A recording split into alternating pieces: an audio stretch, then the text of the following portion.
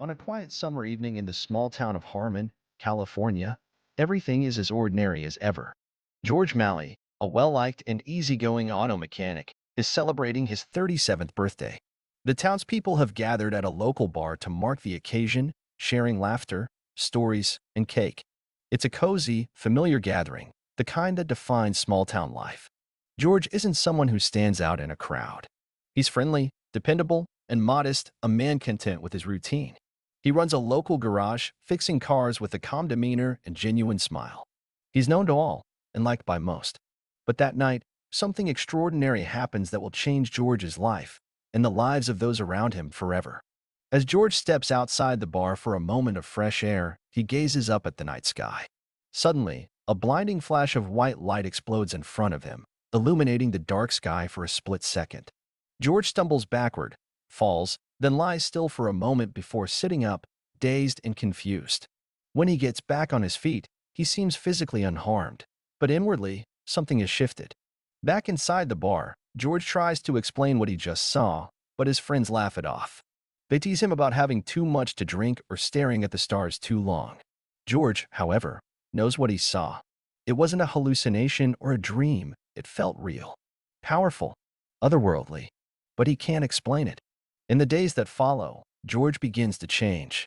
First, it's subtle. He starts reading more books on physics, biology, chemistry. Then it becomes astonishing. He devours entire books in hours, retaining everything. He speaks Portuguese fluently after just a few days of reading. He begins solving complex scientific equations and developing new ideas on agriculture and renewable energy. He builds devices that manipulate solar power to transmit radio signals. His transformation is not just intellectual. George begins to exhibit telekinetic powers.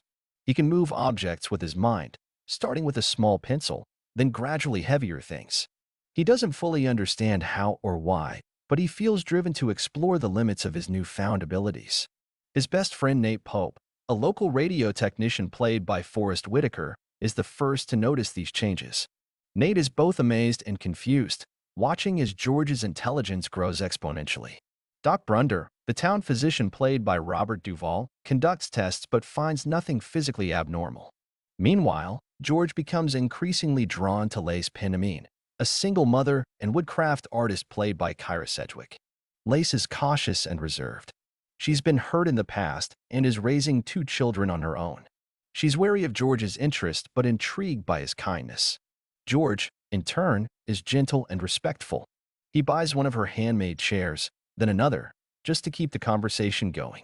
Over time, their bond begins to deepen, though Lace remains hesitant.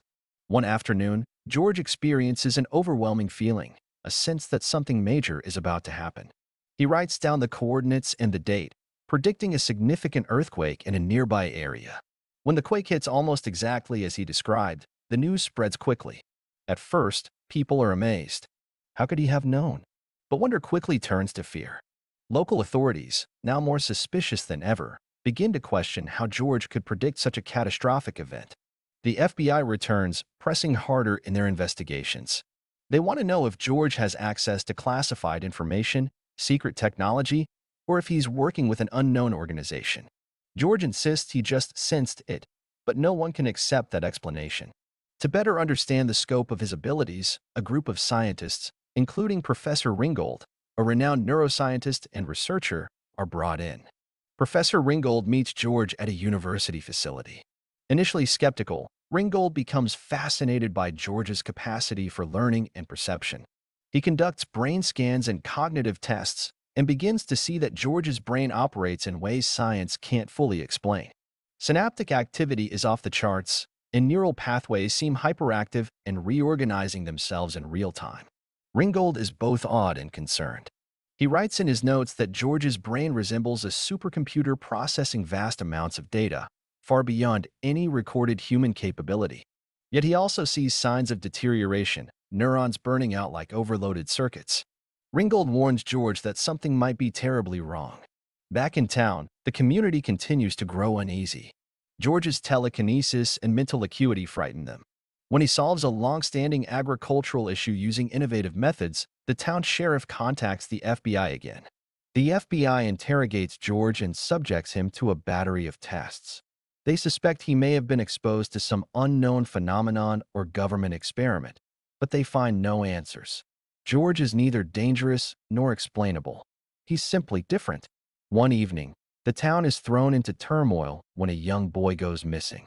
Panic spreads quickly, and a search party is organized. Desperate, the sheriff turns to George, asking if he can help. George agrees. Using his heightened perception, George envisions the boy's location. He joins the search and leads them to an old shed near a lumber yard. There, buried beneath stacked planks of wood, they find the frightened but unharmed child. George uses his telekinetic ability to move the heavy wooden planks, freeing the boy. The crowd watches in stunned silence.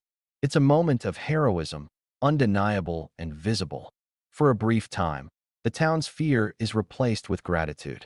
But the unease soon returns. George's powers, though helpful, are still alien to them. After returning home, George finds himself increasingly isolated. Rumors swirl. Parents keep their children away from him. Old friends cross the street to avoid him. Only a handful of people, Nate, Doc Brunder, and eventually Lace, stand by his side. But even their support can't stop the emotional toll. George tries to use his abilities for good. He continues experimenting with sustainable energy and agriculture. He builds a device that uses solar panels and mirrors to send Morse code across long distances. He teaches local children about science and encourages them to think differently. He remains generous and humble, never using his abilities for personal gain. But soon, the headaches begin. Sharp, piercing pain that brings George to his knees. At first, he brushes it off, but the episodes grow more frequent and severe. Finally, he collapses and is taken to Doc Brunder for evaluation. Doc runs brain scans and makes a grim discovery. George has a rare and inoperable brain tumor, a fast-growing glioma nestled deep within his brain. The tumor is stimulating parts of his brain that are normally dormant, unlocking tremendous intellectual capacity, but at a fatal cost. George's brilliance isn't a miracle. It's a symptom of a terminal illness. When George learns the truth, he is devastated, but he also finds clarity. For the first time, everything makes sense. The light he saw, the sudden mental explosion, the gradual physical decline. It all fits. He now knows that his time is limited. George decides to live his remaining days with purpose. He tells Lace about the tumor. She's heartbroken, but the revelation brings them closer. They spend a night together, finally allowing themselves to be vulnerable and open. The next morning, George sits outside, tinkering with a project. Lace joins him, and they talk about life, death, and the value of making a difference. As his health deteriorates, George begins to document everything he's learned. He compiles notes, diagrams, and recordings, hoping to leave behind a legacy of knowledge. He gives Nate his research and asks him to continue the work. George avoids the spotlight, choosing instead to spend quiet moments with the people he loves. At the annual town fair, he makes one last public appearance. Weakened and pale, George walks slowly through the fairgrounds, smiling at friends and children. He visits booths, listens to music, and shares small moments with those who matter. That evening, George sits with Nate, staring up at the stars. They talk about the universe, about patterns in nature, about what lies beyond. George says that being awake, truly awake, has changed how he sees everything. Later that night, George passes away quietly in his sleep. In the days that follow, the town begins to understand what they lost.